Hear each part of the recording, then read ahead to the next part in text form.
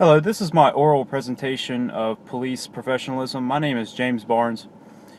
Police professionalism these days and morale is at an all-time low, and there is many reasons to that, some more equivalent to others, and others people don't understand as well.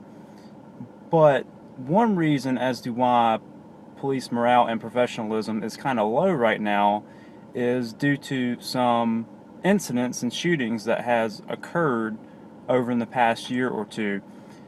Now, some of these incidents have been justified shootings, others have not been, and some of them are in the trial phase.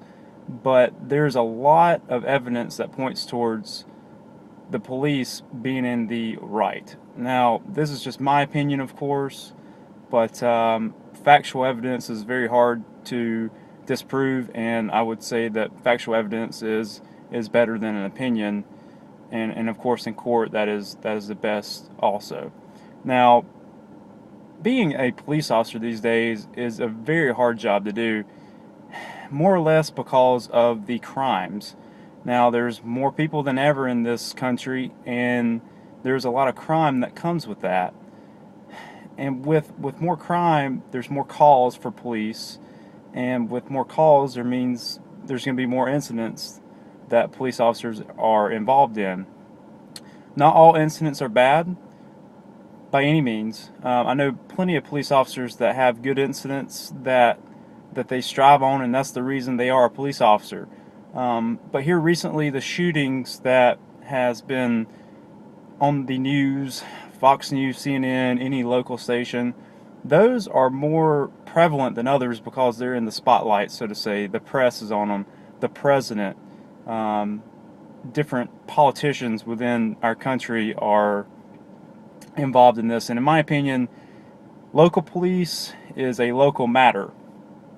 The federal government, yes, they have regulations. Yes, they need to be involved, but we do not need the president or head general or anybody like that.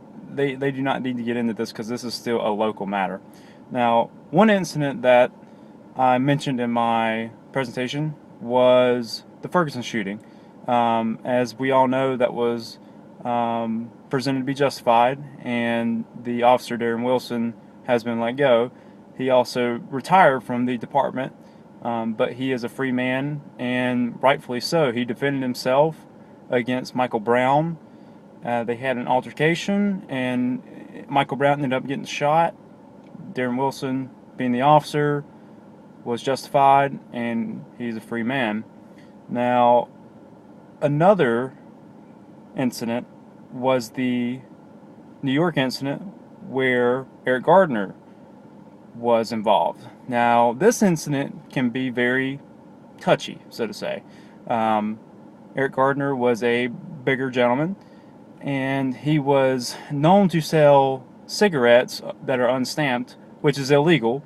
And one of the narcotics task force was onto him, and they were actually going around looking for these types of events.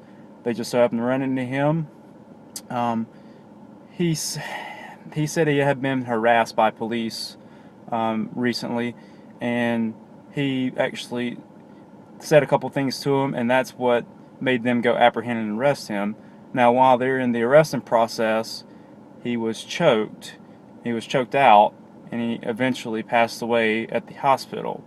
Now, as unfortunate that is, the reason why so many officers were on him was because he was resisting. Now, if he wouldn't have resisted, this may have not happened. As a country, we need to realize that the police are here to protect and serve us, and they're not out to harm us. Yes, there's bad cops. Yes, there's good. There's more good than bad. And I can tell you that from experience. But what we need to do is, yes, we need to train our officers more, but us as a country, we need to train ourselves more.